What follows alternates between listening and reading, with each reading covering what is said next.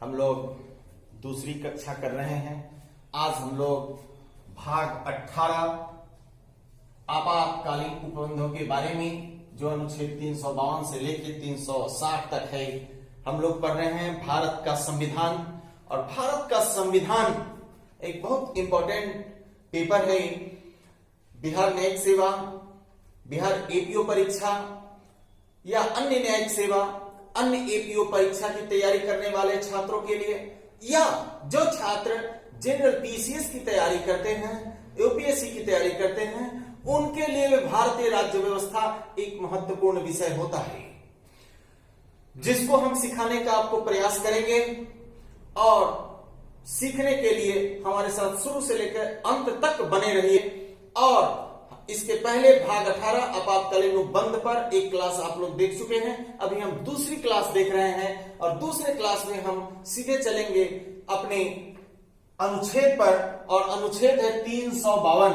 आज का हमारा टॉपिक है अनुच्छेद है 352। अनुच्छेद 352 से लेकर 360 तक है। एक बार पुनः स्मरण कर ले, अनुच्छेद 352 से लेकर 360 तक आपातकालीन उपबंध के बारे में है, जो जर्मनी के संविधान से प्रेरित है। और इसके साथ साथ हम लोगों को जो संविधान के अन्य प्रोविजन को पढ़ना है, उसको भी एक नजर डालते हैं। देखिए यहाँ 366(18) है, अनुच्छेद 83 2 का परंतुक है, अनुच्छेद 353 है, अनुच्छेद 354 है, अनुच्छेद 358 है, अनुच्छेद 359 है, अनुच्छेद 250 है, और अनुच्छेद 74 एंड 75 है, जिसको हमको इस चैप्टर के साथ पढ़ना चाहिए। एक सफल होने वाले छात्र सबसे पहले ये तय कर लेते हैं किस प्रोविजन के साथ किस प्रोविजन को पढ़ना चाहिए, ताकि चीजों को समझने में भी आसानी हो जाएगी और चीजें मुझे परीक्षा तक याद हो जाएंगी, और इसको रिवाइज करते रहेंगे तो जीवन भर याद रहेगी। आज आइए चलते हैं हम लोग अनुच्छेद 352(1) पर। अनुच्छेद 352(1) क्या कहता है? अनुच्छेद 352(1) कहता है कि अगर भारत के राष्ट्रपति को यह समाधान हो जाता है, if the president is satisfied, ये देखिए, अगर राष्ट्रपति को समाधान हो जाता है, देखिए यहां समाधान पर जरा रुकिएगा। यहां समाधान जो सेटिस्फाइड शब्द है, सेटिस्फेक्शन दो प्रकार का होता है। एक ऑब्जेक्टिव सेटिस्फेक्शन होता है, दूसरा सब्जेक्टिव सेटिस्फेक्शन होता है। ऑब्जेक्टिव सेटिस्फेक्शन में आपसे सेटिस्फेक्शन का आधार मांगा जा सकता है। ऑब्जेक्टिव सेटिस्फेक्शन में सेटिस्फेक्शन का आधार मांगा जा सकता है। कैसे आपको सेटिस्फेक्शन हुआ, किस आधार पर आपको सेटिस्फेक्शन हुआ, क्या मटेरियल्स आया, क्या फैक्ट्स आए, क्या सर्कमस्टांसेस आए, ऑब्जेक्टिव सेटिस्फेक्शन में आपसे मांगा जा सकता है। बट यहां देखिएगा, राष्ट्रपति का समाधान सब्जेक्टिव समाधान है, सब्जेक्टिव सेटिस्फेक्शन है। और सब्जेक्टिव सेटिस्फेक्शन में आपको सेटिस्फेक्शन कैसे हुआ, कैसे सूचना मिली, कैसे ज्ञात हुआ, राष्ट्रपति से नहीं पूछ सकते हैं। तो क्या यहां एक इंपॉर्टेंट प्रश्न उठता है कि क्या इस सेटिस्फेक्शन का जुडिशियल रिव्यू हो सकता है या नहीं हो सकता है? देखिए यहां हम लोग ये बहुत महत्वपूर्ण है जान लेना कि क्या राष्ट्रपति का समाधान वास्तव में राष्ट्रपति का समाधान है।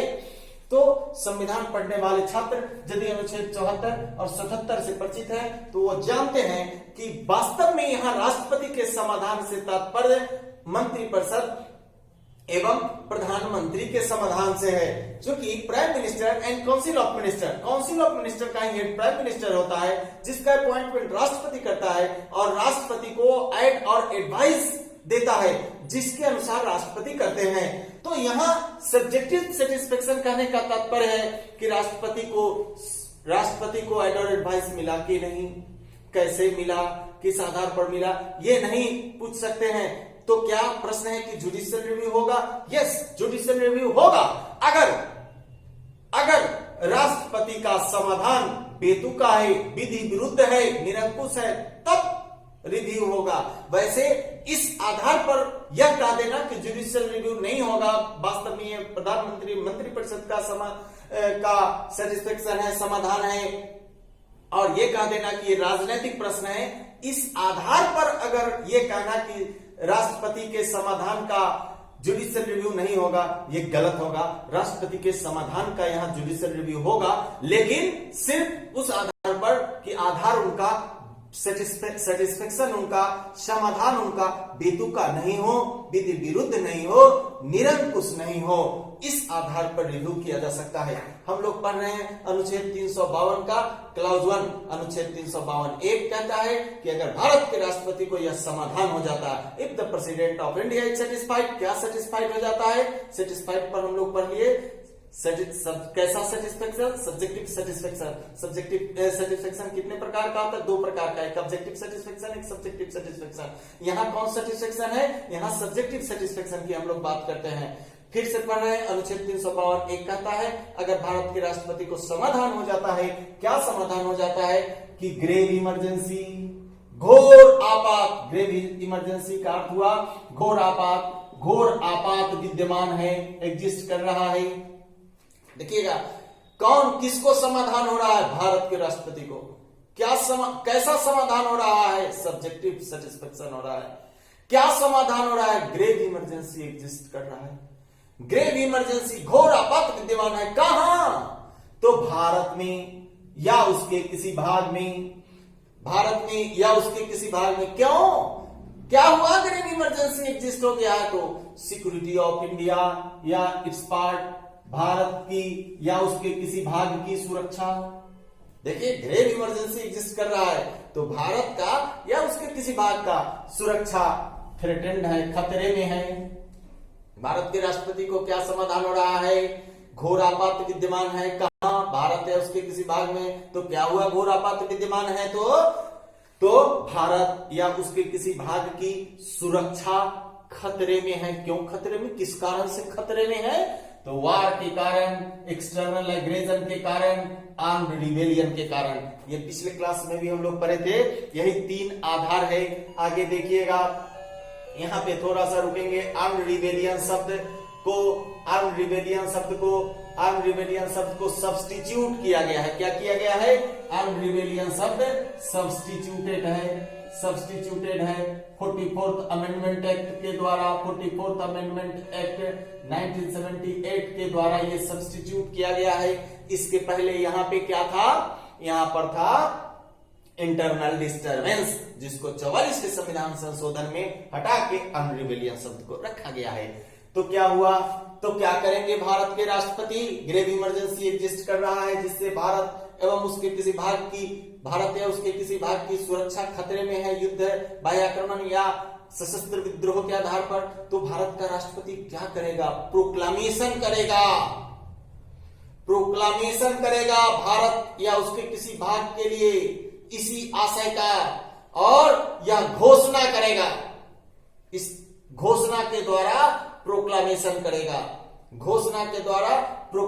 करेगा कि भारत या उसके किसी भाग की सुरक्षा किसी इनमें से किसी किन्हीं कारणों के कारण से भारत या उसके किसी भाग की सुरक्षा खतरे में है, जिस कारण घोर आपात विद्यमान है। यही घोषणा के द्वारा प्रोक्लामेशन करेगा, उद्घोषणा करेगा इस आशय का उद्घोषणा करेगा। किस आशय का? कि भारत या उसके किसी भाग की सुरक्षा युद्ध, बाह्य आक्रमण या सशस्त्र विद्रोह के कारण खतरे में है। ऐसा भारत के राष्ट्रपति को समाधान होगा और घोषणा के द्वारा उद्घोषणा कर देगा संपूर्ण भारत के लिए या उसके किसी भाग के लिए। देखिए संपूर्ण भारत या उसका कोई भाग शब्द भी देखिएगा यहाँ इंसर्ट किया गया है, 42वें संविधान संशोधन के द्वारा इंसर्टेड है। इस बात को भी बड़ा ऑब्जेक्टिव प्रश्न बनाने के लिए, प्रीलिम्स बनाने के लिए कौन सा शब्द किस संशोधन के द्वारा इंसर्ट या सब्स्टिट्यूट किए गए, अमेंडमेंट किए गए हैं, ये भी जानना हम लोगों को जरूरी होता है। अब ये यहाँ देखिए इसमें स्पष्टीकरण है, यह स्पष्टीकरण भी जोड़ा गया है 44वें संविधान संशोधन के द्वारा। स्पष्टीकरण में है कि क्या युद्ध हो जाए, एक्सटर्नल एग्रेशन हो जाए, आर्म्ड रिबेलियन हो जाए, तब भारत का राष्ट्रपति उद्घोषणा करेंगे? नहीं सर, बिफोर एक्चुअल ऑकरेंस, ऐसा होने के पहले भी यदि इमिनेंट डेंजर हो इन चीजों का, आसन्नता हो इन चीजों का, तो राष्ट्रपति उद्घोषणा कर सकते हैं। ऐसा 352 के स्पष्टीकरण में लिखा गया है। अब हम लोग चलते हैं आगे सबसिक्वेंट प्रोक्लामेशन पर। 352 का क्लॉज 2 कहता है सबसिक्वेंट प्रोक्लामेशन क्या है। देखिए, सबसिक्वेंट प्रोक्लामेशन उत्तरवर्ती उद्घोषणा, पश्चातवर्ती उद्घोषणा, यानी एक बार अगर अनुच्छेद 352(1) के तहत राष्ट्रपति उद्घोषणा कर देते हैं, उसके बाद भी राष्ट्रपति पश्चातवर्ती उत्तरवर्ती उद्घोषणा के द्वारा या तो उसको वापस ले सकते हैं या उसको कंटिन्यू आगे कर सकते हैं। राष्ट्रपति आपात की उद्घोषणा को आगे कर सकते हैं या वापस ले सकते हैं। हम लोग कह सकते हैं कि उत्तरवर्ती उद्घोषणा दो प्रकार का होता है। एक उत्तरवर्ती उद्घोषणा होता है कंटिन्यू करने वाला, वैरी करने वाला, दूसरा रिवोक करने वाला। Subsequent proclamation of revocation and subsequent proclamation of variation, दो प्रकार का उत्तरवर्ती उद्घोषणा होता है।